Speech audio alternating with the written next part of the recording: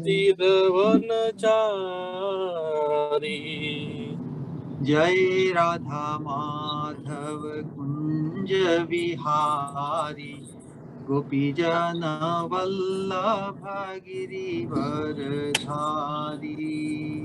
जय राधा राधा माधव माधव कुंज कुंज बिहारी बिहारी गोपी जन जन वल्लभ वल्लभ गिरिवरधारी। गिरिवरधारी। हरे कृष्णा कृष्ण कृष्णा हरे हरे हरे राम राम राम हरे हरे। हरे कृष्णा हरे कृष्णा कृष्ण कृष्ण हरे हरे हरे हरे राम राम हरे राम राम राम राम राम हरे हरे हरे। हरे। हरे कृष्णा कृष्ण कृष्ण हरे हरे हरे राम राम राम हरे हरे हरे हरे कृष्णा हरे हरे कृष्ण हरे कृष्णा कृष्ण कृष्ण कृष्ण कृष्ण हरे हरे हरे राम राम राम राम हरे हरे हरे। निताई गौर हरि बोल हरि बोल हरि बोल निताई गौर हरि बोल निताई गौर निताई गौर हरि हरि बोल बोल हरि हरि बोल हरि हरि बोल बोल निताई निताई गौर गौर हरि हरि बोल। बोल। जय जय प्रभुपाद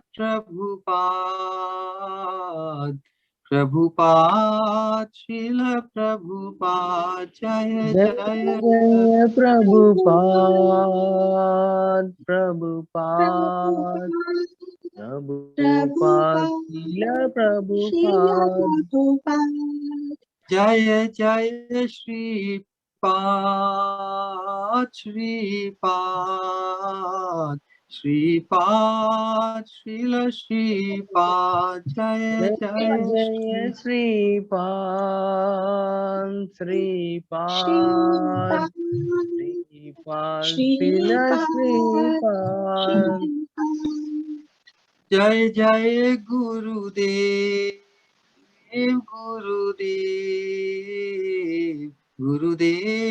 श्रील गुरुदेव जय जय जय गुरुदेव गुरुदेव गुरुदेव श्रील गुरुदेव। निताई गौर हरि बोल हरि बोल हरि बोल निताई गौर हरि बोल निताई गौर निताई गौर हरि बोल हरि हरि बोल हरि बोल बोल हरि निताई बोल निताई गौर गौर हरि बोल। हरि बोल। निताई गौरांग प्रेमानंदे हरि हरि हरि हरि बोल। बोलो जय जय श्री राधे जय जय श्री राधे जय जय श्री राधे श्याम। निताई गौरांग भगवान जय जय श्री वृंदावन धाम की जय। जय ओम नमो भगवते वासुदेवाय ओम नमो भगवते वासुदेवाय ओम नमो भगवते वासुदेवाय। नारायणं नमस्कृत्य नरं चैव नरोत्तमं देवीं सरस्वतीं व्यासं ततो जयमुदीरयेत्। नष्टप्रायेषु अभद्रेषु Nityam Bhagavat Sevaya Bhagavati Uttama Shloke Bhaktir Bhavati Naishtiki. Welcome all in this wonderful transcendental culture of Bhagavad Dharma, which is called Param Dharma, the supreme dharma of the living entity. And the study of Srimad Bhagavatam is one of the most essential, we can say indispensable aspect of this Bhagavad Dharma. So we are in seventh canto, chapter 2, entitled about Hiranyakashipu's instructing his family people. And today text number 50 to 55. So 6 slokas. Basically, the shloka which was spoken yesterday, So it is only the example given. So before we start reading the 50 to 55, the context is very important. And so the conclusion of Yamaraj, in the 49th chapter, when he says that those who have full knowledge of self-realization, who know very well that the spirit soul is eternal, whereas the body is perishable, are not overwhelmed by lamentation. So this is very important. But persons who lack knowledge of self-realization certainly lament. Therefore, it is difficult to educate a person in illusion. Wow, this is very, very significant statement. We'll discuss this today. And today's shloka, Lubdhako vipine kaschid.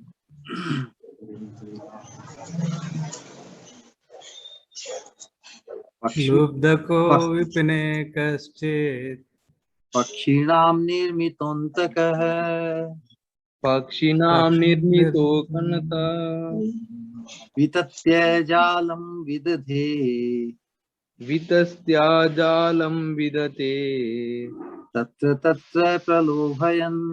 Tatra tatra pralobhayam.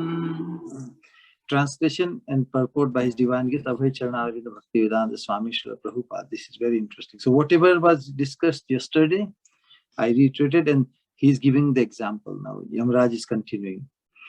There was once a hunter who lured birds with food and captured them after spreading a net. He lived as if appointed by death, personified as the killer of the birds. So this is another incident from the histories, and then text number 51. Kulinga mithunam tatra vicharat samadrishyata tayo kulingi sahasa lubdhakena pralobhita. Translation. While wandering in the forest, the hunters saw a pair of Kulinga birds. Of the two, the female was captivated by the hunter's lure. Number 52. Sa sajjata sichastantyam mahishya kala yantrita kulingastam tatha pannam niriksha brisha dukkhita snehadakalpa kripanah kripanam paryadevayat. Translation. O queens of Suyagya. So this is Yamaraj addressing the queens who are lamenting over the death of their husband or the king, Suyagya. O queens of Suyagya, the male Kulinga, means of the two words, male Kulinga bird, seeing his wife put into the greatest danger in the grip of providence, became very unhappy. Because of affection, the poor bird, being unable to release her, began to lament for his life. 53. Aho karuno deva hai striya karunaya vibhu kripanam ma manusho chantya Dinaya kim karishyati. Alas, so it's lamenting, alas, how merciless is providence. My wife, unable to be helped by anyone, is in such an awkward position and lamenting for me. What will providence gain by taking away this poor bird? What will be the profit? 54. Kamam nayatu mam devah kimadhenatmano hime dinena jivata dukkham anena vidurayusha. If unkind providence takes away my wife, who is half my body, why should he not take me also? Wow. What is the use of my living with half of my body, bereaved by loss of my wife? What shall I gain in this way? Amazing. 55 in last. Pratham tvajat pakshastan matrihinan vibharmyaham mandbhagya pratikshante nire me mataram prajaha. Translation. The unfortunate baby birds, bereft of their mother, are waiting in the nest for her to feed them. They are still very small and have not yet grown their wings. How shall I be able to maintain them? Purport. The bird is lamenting for the mother of his children because the mother naturally maintains and cares for the children. Yamaraj, however, in the guise of a small boy, has already explained that although his mother left him uncared for and wandering in the forest, the tigers and other ferocious animals had not eaten him. The real fact is that if the Supreme Personality of Godhead protects one, even though one be motherless and fatherless, one can be maintained by the goodwill of the Lord. Otherwise, if the Supreme Lord does not give one protection, one must suffer in spite of the presence of his father and mother. Wow. Another example is that sometimes a patient dies in spite of a good physician and good medicine. Thus, without the protection of the Lord, one cannot live. Without parents. So this is the absolute vision. Another point in this verse is that fathers and mothers have protective feelings for their children, even in bird and beast society, not to speak of human society.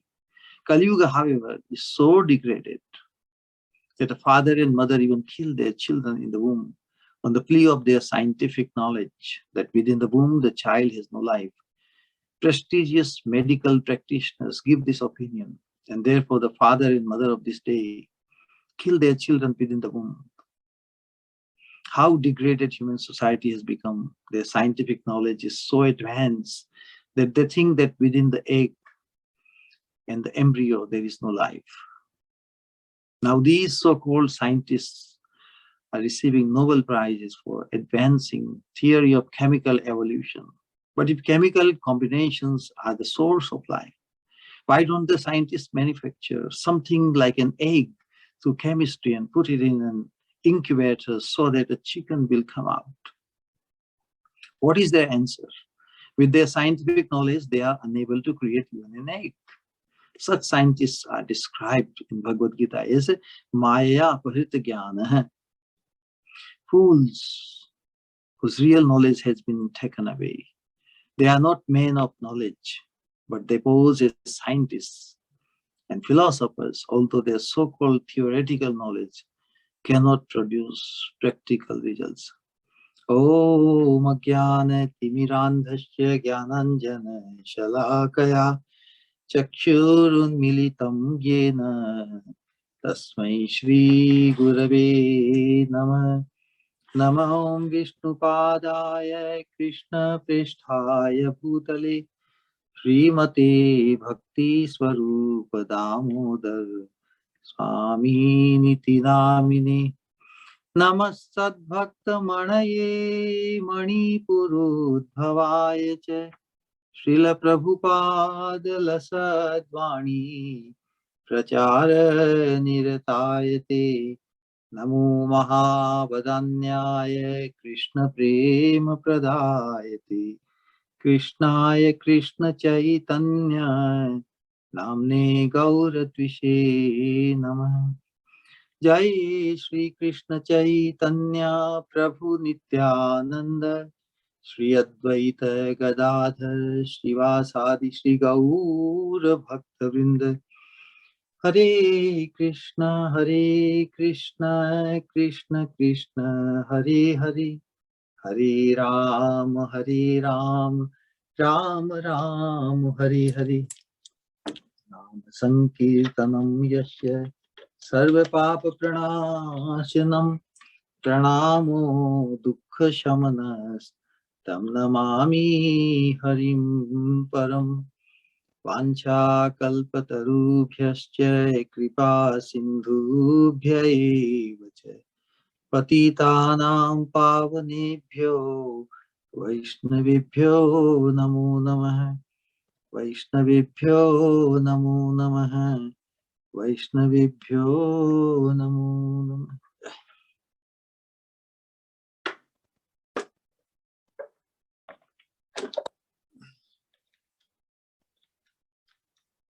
Again, this is elaboration of the slok number 49, where Yamraj ji is speaking that those who have full knowledge of self-realization, who know very well that the spirit soul is eternal, whereas the body is perishable, are not overwhelmed by lamentation. But persons who lack knowledge of self-realization certainly lament. Therefore, it is difficult to educate a person in illusion. So, this very amazing point, that it's very difficult to educate a person in illusion. How to define this? That somebody's in illusion, you know. The whole idea about this misidentification with the gross body. And not only with gross body, but this the identity crisis is so deep rooted. You know, in the conversation between Vidurji and Maitreya Muni, different subject matters are discussed, and in one of the places, Vidur Mahatma is acknowledging, acknowledging that his doubts and whatever was not clear to him, it got cleared, you know. Sanchinna sanshayo mayam tav sukta sino vigo. He's telling Maitreya Muni that by your powerful instructions, by the sword of your powerful instructions, all my doubts about what? Doubts about the position of the Supreme Personality of Godhead and the position of the living entity. Ubhav atrapi, ubhaitrapi bhagavan mano me sampravidati. Now I can easily understand the position of the Supreme Personality of Godhead and also the position of the living entity. So what he was describing, that the position of the Supreme Personality of Godhead is the eternal predominator, you know, the Lord, and the eternal predominated the position of the living entity, all of us, the soul, you know. So the disturbance when this position, the eternal position of the living entity as the predominated, when this is disturbed, when this is violated, when this is misidentified, then all these disturbances, you know, and then the material energy in the form of three modes of material nature. So all these disturbances to the conditioned soul have no basis but the movement of this external energy of the Lord. This is called identity crisis, and it is of threefold, correct? Our identification in the mode of ignorance, mode of passion, mode of goodness even, and unlimited combinations of them, but primarily these threefold, you know. And so this is the final test for all of us, you know. In Bhagavad Gita, we find a similar situation where Lord Krishna, what is the last sloka Krishna speaks in Bhagavad Gita? Anybody can, what is it?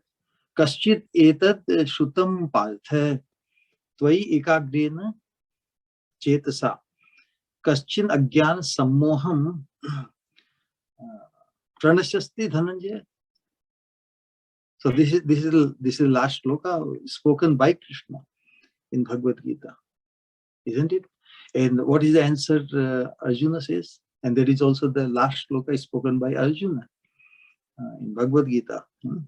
Nashto moha smriti labdha tvat prasadat mayachyute stitosmi gata sandeha then karishye vachanam tava. How amazing. So it took 18 chapters to wipe out completely gata sandeha, and now he is fully ready to accept whatever Krishna says. He is ready to accept. And but under the misidentification of our position, that's why Krishna has very much established his position first in Bhagavad Gita. Bhoktaram yajna tapasam sarvaloka maheshwaram. So 3 major positions Krishna has already claimed. Suridam sarvabhutanam gyatva mam shantim richati. Now the 3-fold misidentifications are along this time. If a person thinks he is the enjoyer, engrossed in sense gratification, that is in mode of ignorance. Then if he thinks I'm the Lord of all that I survey, sarvaloka maheshwaram, that is mode of passion. Suridam sarva, I'm the well-wisher, I'm the deliverer of others. So this misidentification is being mode of goodness. So mode of goodness is also very condemned because it is a misidentification. So transcendental position means I'm the eternal servant of Krishna. It sounds very simple, but one has to cross over these 3 hurdles: mode of passion, ignorance, and we have some combination of the 3. So the living entities, whatever he misidentifies, it becomes unlawful, unlawful and unqualified. Nobody qualifies to be the Lord of everything. Nobody can qualify to be the proprietor of everything. So these are unqualified, unlawful desires. To become or to copy the Lord. To become one with the Lord means to replace or take his position. This ultimate disease. To become the predominator in every respect is the root cause of entire material manifestation. Otherwise, the Lord has no need to create this manifestation. For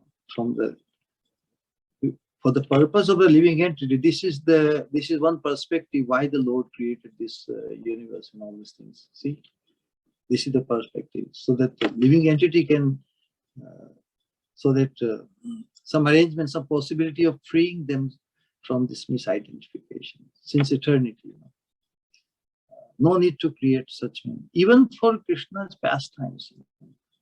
Krishna's pastimes is the way to create that possibility of freeing the living entities, conditioned souls from misidentification.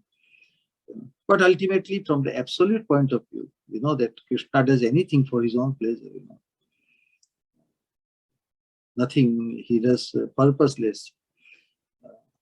Because by very nature he's ecstatic. He's not static. Anandamaya abhyasat.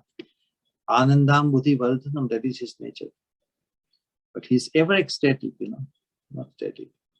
And being that primary, then secondarily, he creates, he causes, he makes it possible, possibility of attraction towards him. The potency of Yoga Maya to pull us out of the clutches of the Mahamaya, and joining his eternal blissful experience. Satchidananda Vigrahana. So when we discuss this identity crisis, this threefold, Srimad Bhagavatam in the same section describes conversation. It's very, very amazing. This is one of the instructions which is so appealing.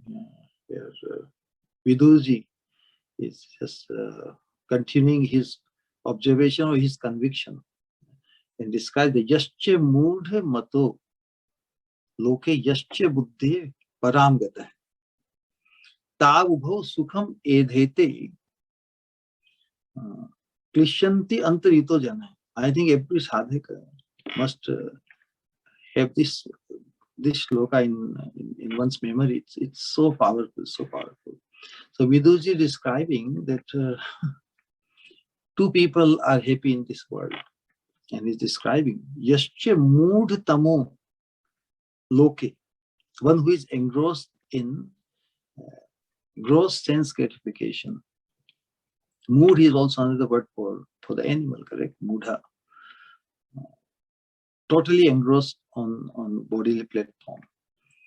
Yascha buddhe param gata, and those who have transcended the three modes of material nature, those who have transcended this material intelligence, param gata. So who are they? We will discuss this later. Ta ubhau sukham edhete. These two experience joy. Ta ubhau sukham edhete, and then klishyanti antarito jana. Those who are in between. So those who are in between the mode of ignorance and in transcendence, which are the two modes left. So Bhagavatam is establishing those in a mode of passion, or even those in a mode of goodness, they suffer the pangs of misery. Very, very, very powerful. How we can just establish this understanding, because this inquiring for the solution, the feeling of material pangs, for almost all of us. When I say almost all of us, what is the connotation?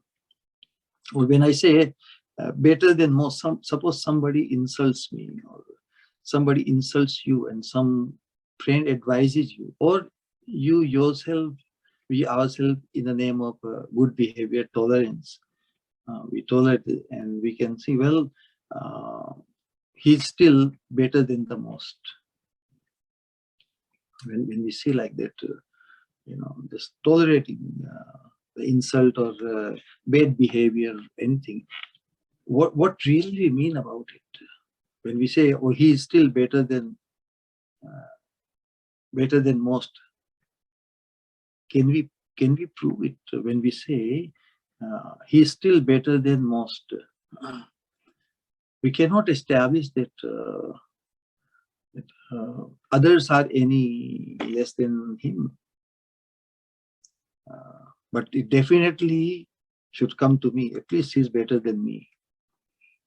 Because even when we say he's better than most, we cannot establish that anyone else except myself is worse than him. So this is very because this consciousness that where I put myself, when I say he's still better than most, do I include myself in the most, or I think at least I am better than him? Because in the name of tolerance, I say, well, I am not that bad, but I cannot establish that anybody is worse than him.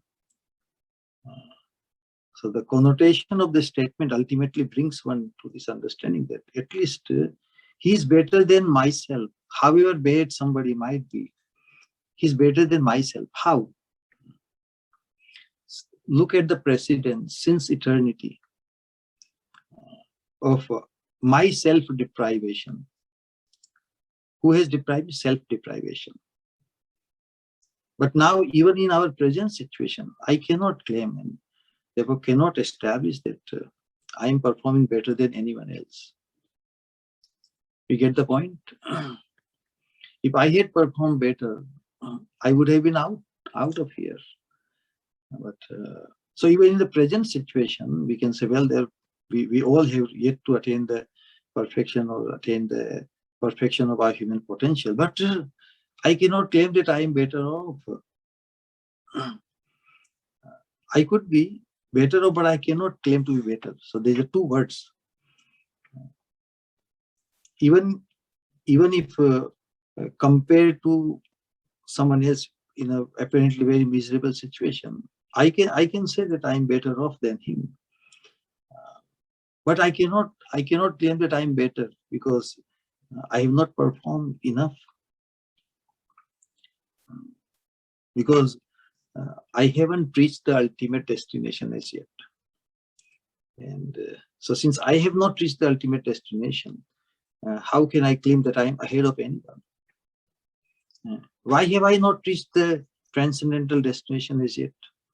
In spite of my both apparently and also really better off situation. As a human being, we can definitely that we are better off than the bug in this stool. Correct? But from the spiritual or absolute point of view, we cannot establish that even in the present, I am better than even the bug in the stool. Why?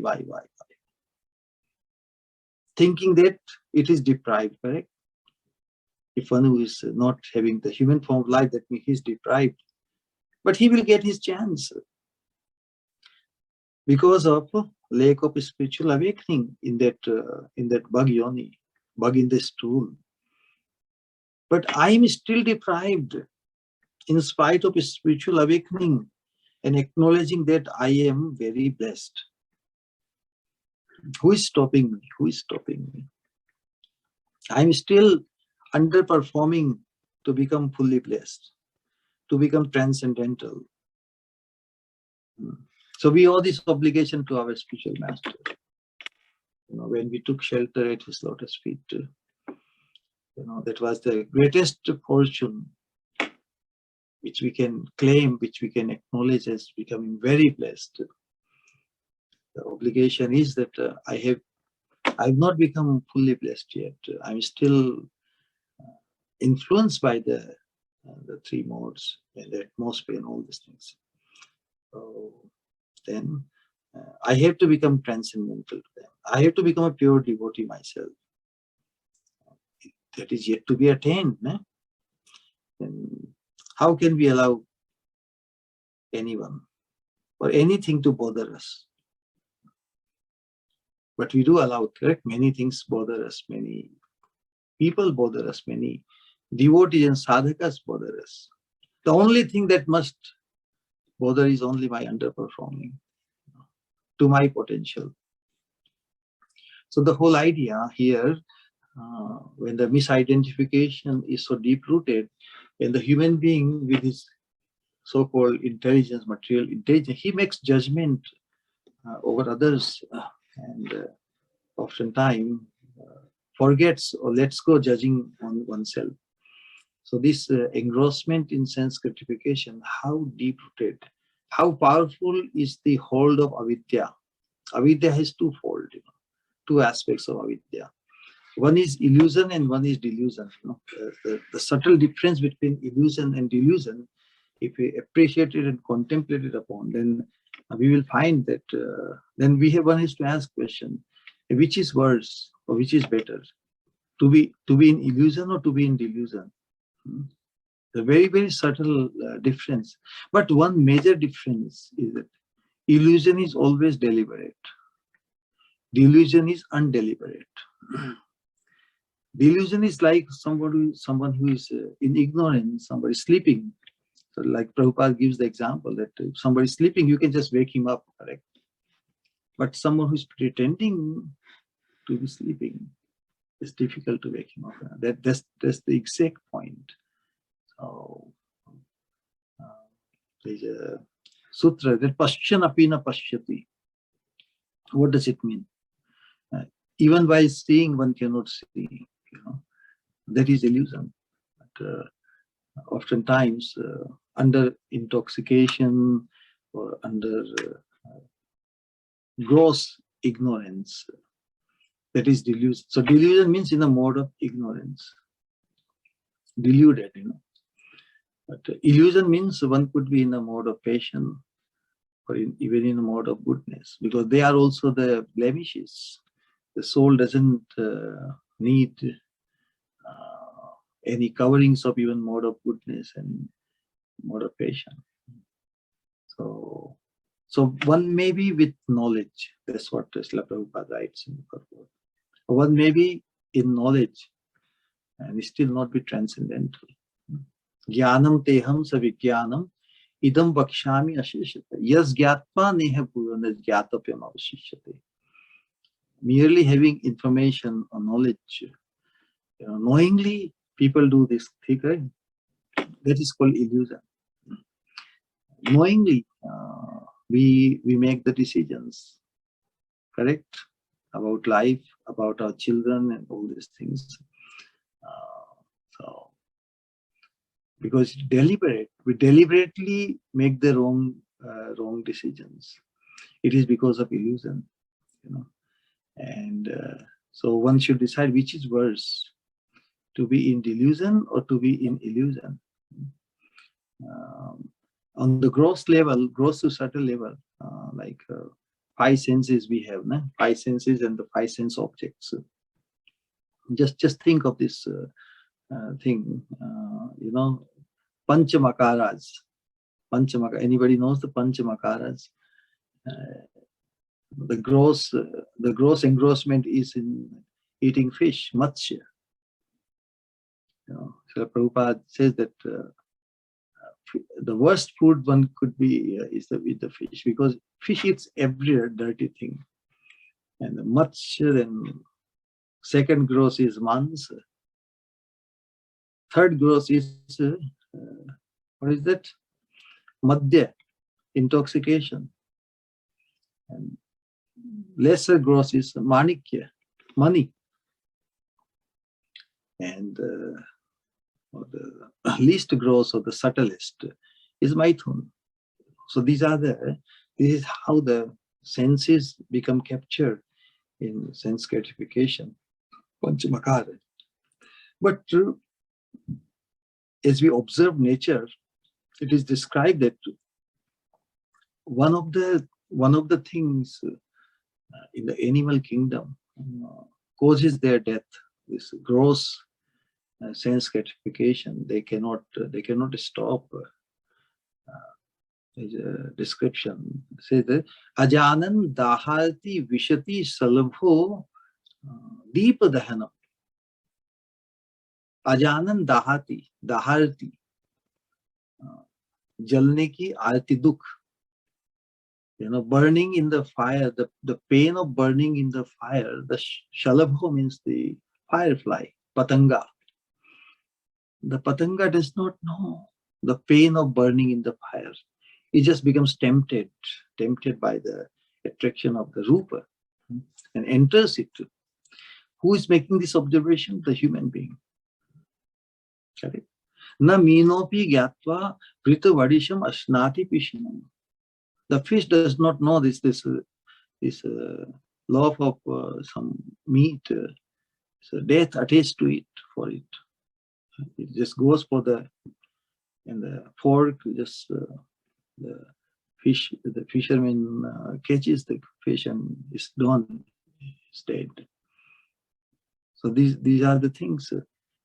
But our situation, these examples from nature, the wise people have given just to awaken us out of this slumber of ignorance, the coveted ignorance or the adopted ignorance that is in a mode of passion and in mode of goodness. Vijanantopi etan. But we all know, as human beings, we all know all these things. Still, this visha, vipada visha jwala, jatilam, this entanglement in sense gratification. Na munchame, we are not able to separate ourselves. We are not able to give it up. Although we make the observation, stupid patanga, stupid fish, We call them stupid, correct? We know all these things and we are engrossed in 5 sense gratifications. Human being is captured by all 5 sense gratification. One has to suffer, go through so many species of life. We have to go through the hell or whatever. Still, we are not able to give it up in spite of knowing. Those who do not know, like the animals, they are engrossed in a mode of ignorance. They enjoy in whatever they don't have the calculated fear of, oh, I'm getting old or disease, I will die. The concept of death does not exist in them, those who are engrossed in mode of ignorance. We try to avert death. We try to say, well, let me just do some exercise and take some medicine, nutrition, and all these things, and we can. But we are always haunted by the fear of death and fear of getting old age and disease and all these things. But still, we don't want to give up this illusion. Illusion means moha. Moha means knowingly. Paschyan apina paschyati, janiya shuniya vishay khayina. Correct? So that is in between. My grandfather used to say that Murak Jnani bhoge jnana se. Even the person in knowledge, he also suffers because he does not know his destination. That's why the Mayavadis, the so-called Jnanis, they think they will merge into in the absolute. They will pop out like Balram the other day gave the example. They think that when they die, they will pop out and merge into. Arey bhai, if popping out is such a fun, why don't you expedite? And who is stopping you? When? Why to delay? If they want to merge, become one with the Supreme, who is stop? Why not right at this point? They should exercise their right as becoming Supreme. Most Mayavadis think they are Supreme. It's just a matter of time. So the Supreme has to wait, correct? What a stupid and ludicrous idea. So the whole idea is because they are stuck in mode of goodness. Most conditioned souls are stuck in a mode of passion.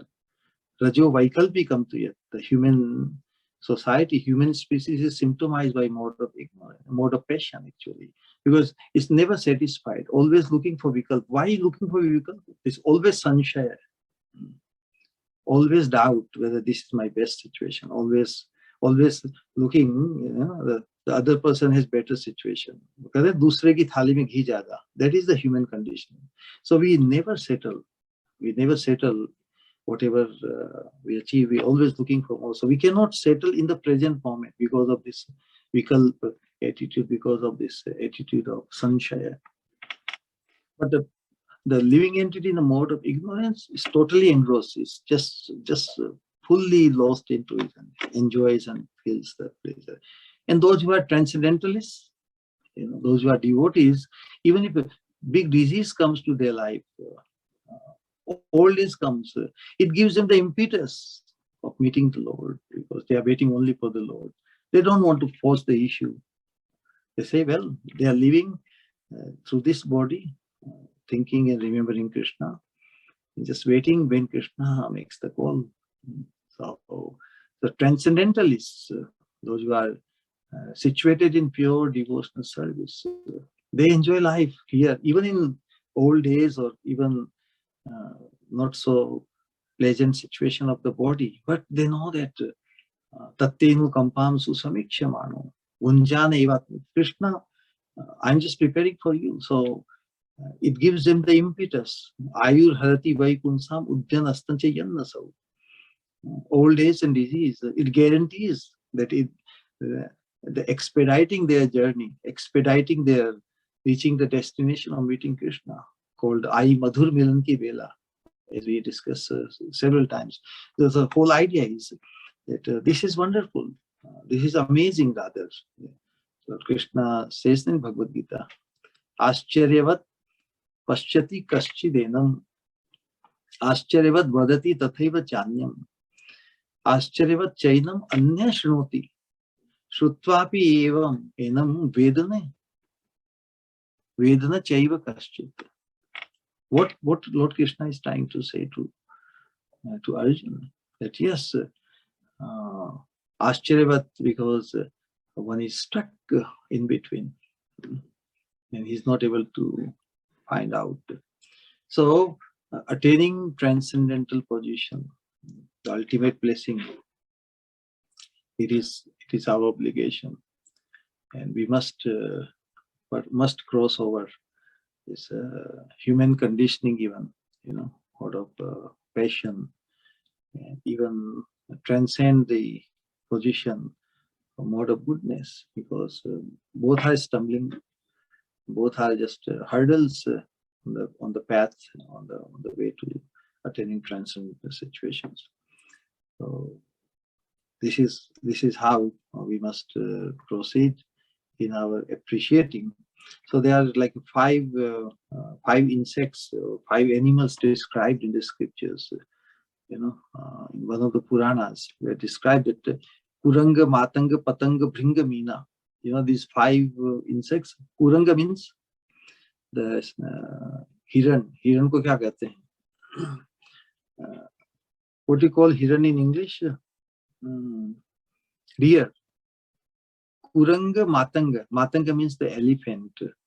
Patanga means this patanga.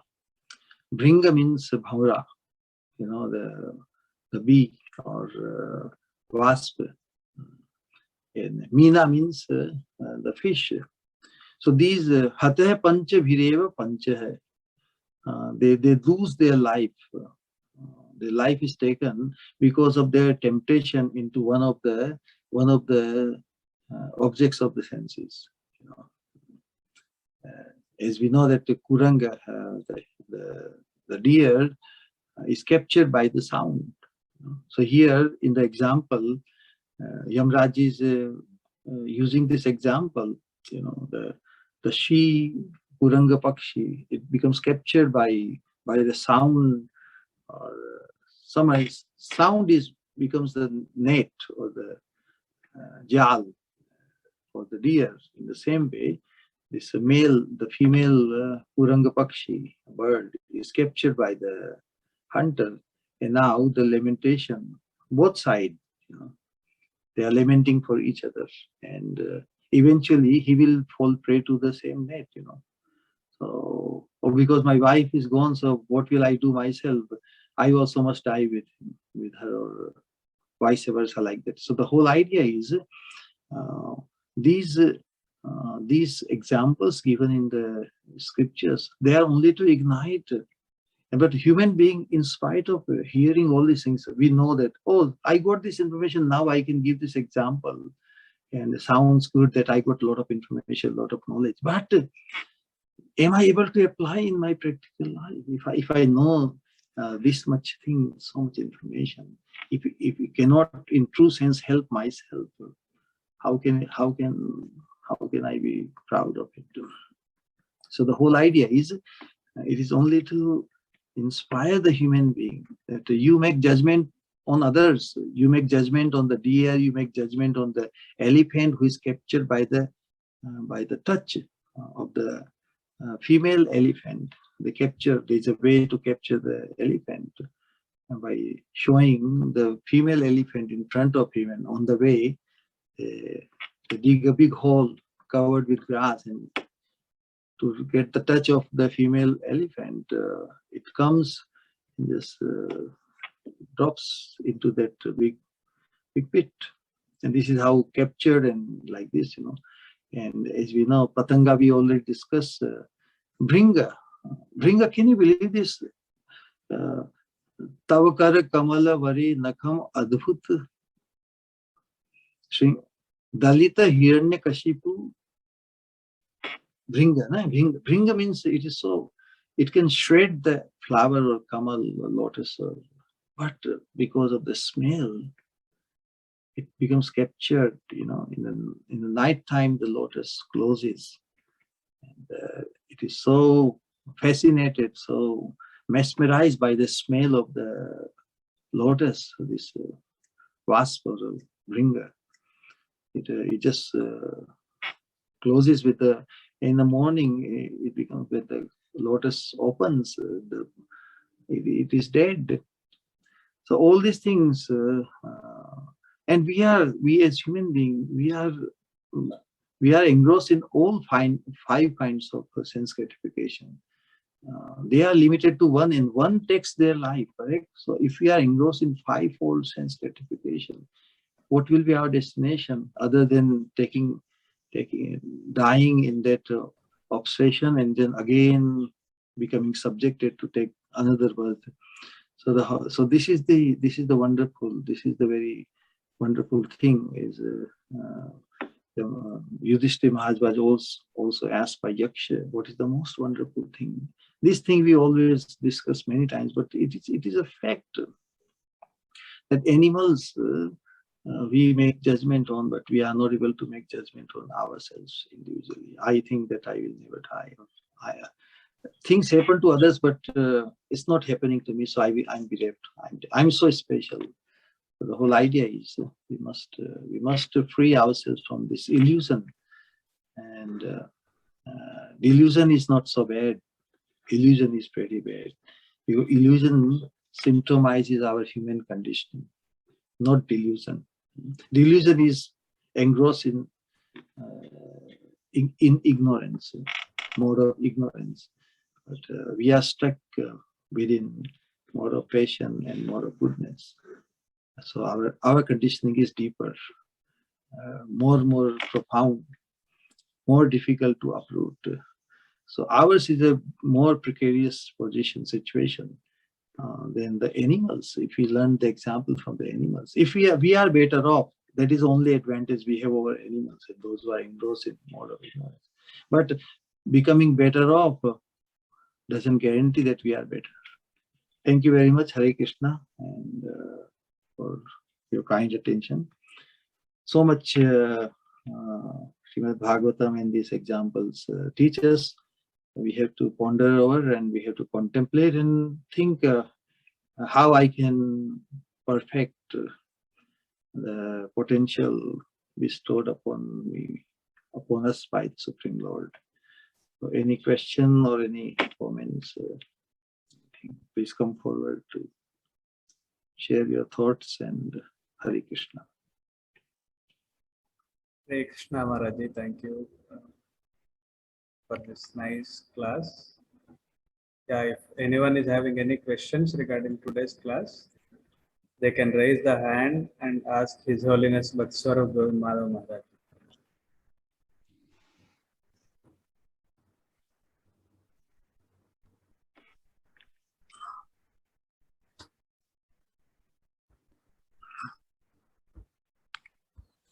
Yes, Nil Madhav Prabhuji, please. Hare Krishna Maharaj, Dhanavad Pranam. Hare Krishna, you can show up. Can you show up? Hare. Nice to see once in a while. At least those who ask the question, they should show up. Hare Krishna. So my question is like, you told we are underperforming. So how to perform better, Hare Krishna? First, to acknowledge that I am underperforming, correct? Then it will pinch you. We really don't think that we are underperforming. We are performing better than others, and we cannot establish that we are performing better than others. We can only establish that I am underperforming. I am still stuck here. I cannot establish that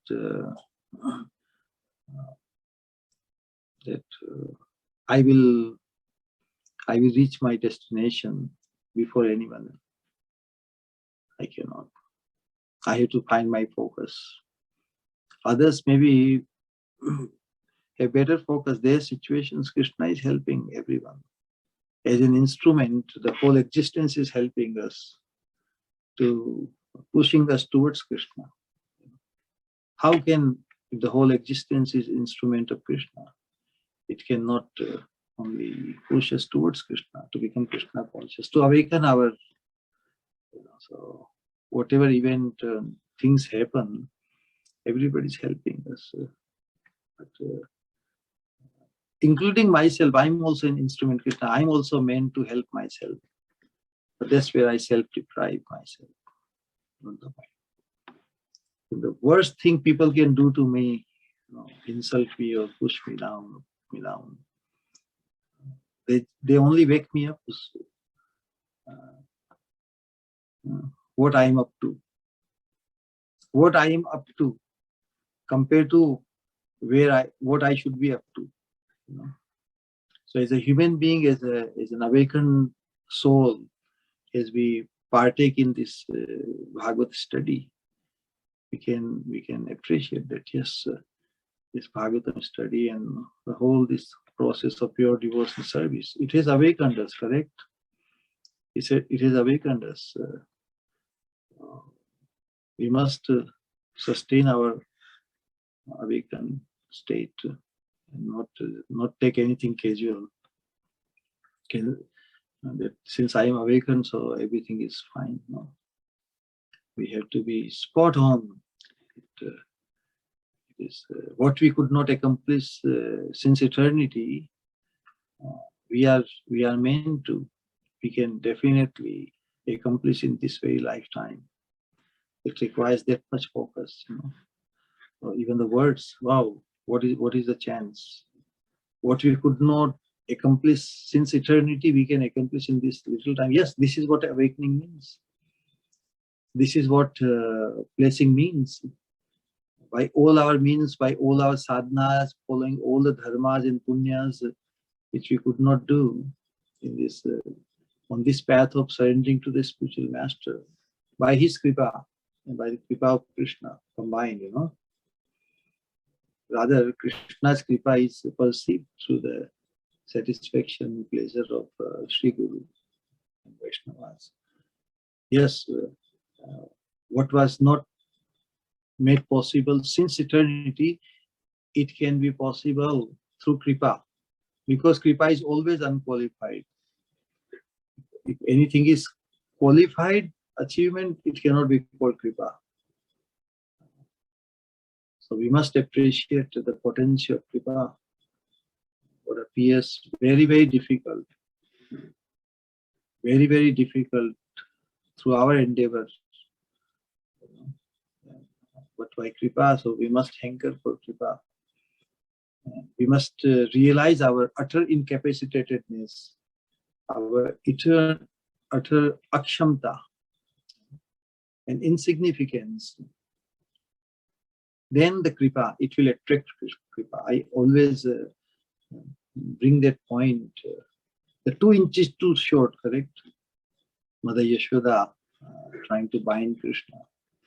So what is the significance of the 2 fingers short? Mother Yashoda is putting so much endeavor. So 98% is the endeavor. 2 fingers too short. What is one? It is a desperation. It is a desperation for Krishna. Then that desperation attracts Krishna's special mercy. So what we could not accomplish since eternity, in spite of doing so many endeavors in so many species, so multiple times in human form life also. We did a lot of endeavors, and accordingly we went sometime to Swarga, sometime to Brahmaloka, and sometime to different places. Endeavor means some kind of karma, So we reap the fruits. And to reap the fruits, we again action. So karma phal, this link, this chain continues forever. How to get over with this? Only through kripa. And the kripa has to be baked. Desperation. And Krishna loves desperation in his devotees. So when that desperation, when Krishna sees for him, and Krishna's special mercy, or the param mercy, param kripa, the full kripa is attracted. Krishna's Ichha Shakti, in case of Mother Yashoda, Ichha Shakti. Krishna didn't want to be bound. So Ichha Shakti said, yes, we must fulfill the will of our Lord. So Leela Shakti just created all these things, Krishna. All these ropes were falling short. But when the desperation, when Mother Yashoda realized that I'm not able to bind my child or this child, so she called, oh God, maybe she called Narayan. Oh Narayan, please let me bind my child. And Narayan himself was him, so Krishna became bound. There's a desperation. Then Mother Yashoda felt that she won't be able to, through her all the endeavors, she won't be able to bind Krishna. So she called upon God, and God was very close, Only God was playing with him, playing with her. So this desperation is one thing which we missed out since eternity for Krishna. So this path of Chaitanya Mahaprabhu is only to hanker for Krishna, to attract his ultimate mercy. All right?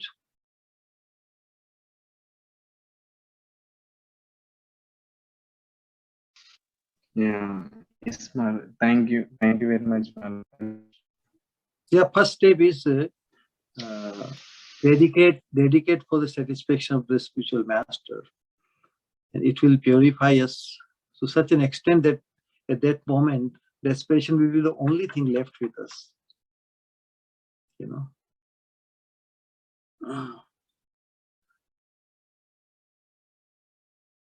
Hare Krishna.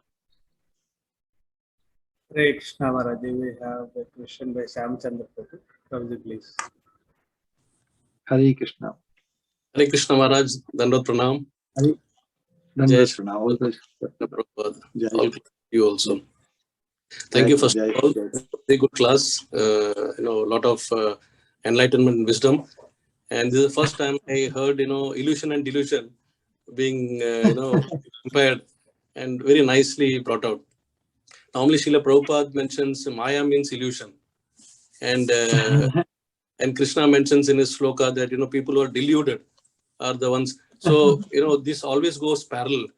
Ultimately, is it the game of Maya for both illusion as well as delusion? Because delusion is, as I understand, illusion is more of in the mind. It's something that is tricking you, whereas delusion is something which you perceive as fact, but it turns out to be false.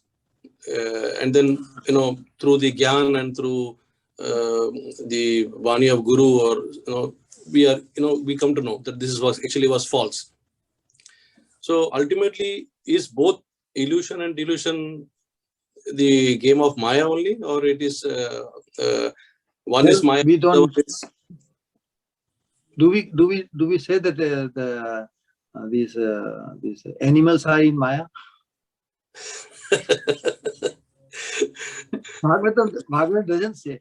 They are totally captured through by instinct. उनका जो स्वभाव है, their instinct is they are defining their whole existence. There is no modification possible in them. So their delusion is just making them happy. So in delusion, one becomes happy. Under intoxications, when somebody become किसी के ख्वाबों में खो जाता है, तो बहुत आनंद, it's like most blissful thing, correct? Right. And but one can be awakened, और कहाँ तुम्हारा ध्यान किधर है, instead of but in illusion it's a deliberate thing. That's why I said the fundamental difference between illusion and delusion is a deliberate. Like when we see the mirage, we deliberately see. We are very conscious, very focused, very intelligent. We make a conscious. Still, we become wrong. Correct? Yes. It's illusion. It's not delusion. Yes. So illusion is very difficult to get rid of without transcendental focus and transcendental association. We are illusion. We are out of delusion because of following the 4 regulatory principles. But illusion is very deep rooted. In spite of knowing so much, when it comes to action, we underperform. We under-accomplished, what you call, So that illusion is ruling us, And illusion means either in mode of passion or ignorance. Delusion means mode of ignorance, and transcendental. So even mode of goodness is, Mayavadis are not in delusion. They are in illusion. They coveted conviction that they are God or something. But who is stopping you then? Why don't you pop out right now? The other day, Abba Balramji gave the example. They think like that, What is stupid thinking? Somebody is trying to merge with the absolute. He cannot even jump out of his body even. Yeah. Somebody having lofty idea, I will become one with God. Come out of this body first on your own. So this is very ludicrous, stupid ideology. But we make observation about these animals and others, Mayavadis and all. But where do I stand? Ultimately, it haunts me. Even when I say, oh, someone is better than most of us, we cannot establish this anybody is less than me. Yes. But I can very safely establish that anyone is, in spite of apparently being so bad or so bad behaved or whatever, he's better than me because he's on the way. The whole idea is, I ask this question: who is better off and who is worse off? Someone in ignorance and doing horrible things, correct? And compared to one in good knowledge and still not going for the full circle, remains underachiever, underperformer. So who is worse off? We can definitely claim to be better off, but we cannot claim to be better because we have underperformed. We have self-deprived ourselves, and that's a big disease. So how much focus and how much targeted we have to become in this lifetime? How much single-pointed and this awareness that only it's only I am myself harming myself. No one else is harming me. Only depriving myself. So I have become my own enemy, and I think enemies are others. See the paradox? See the dilemma? That I look that he's enemy, he's enemy, he's enemy. He's not favorable to me. He's not favorable to me. I have not become favorable enough to myself. I have not been shown sufficient mercy to myself. Then I would be able to see that, oh, everyone else is only helping me. Nobody is against me. Nobody can be against me because everything is under Krishna's control. How can anything be against me? But Krishna has given me the freedom, and I have become my own enemy. I have become my own opposer of my highest self-interest. So that is the situation. Thank you very much, Maharaj. Hare Krishna. Hare Krishna.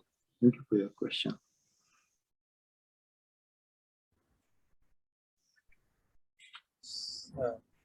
Thank you, Maharaj. Yeah, Maharaj. You Okay. may conclude for today. Okay, thank you for your time and attention. Vancha kalpatarubhyascha kripa sindhubhyeva cha patitanam pavanebhyo vaishnavibhyo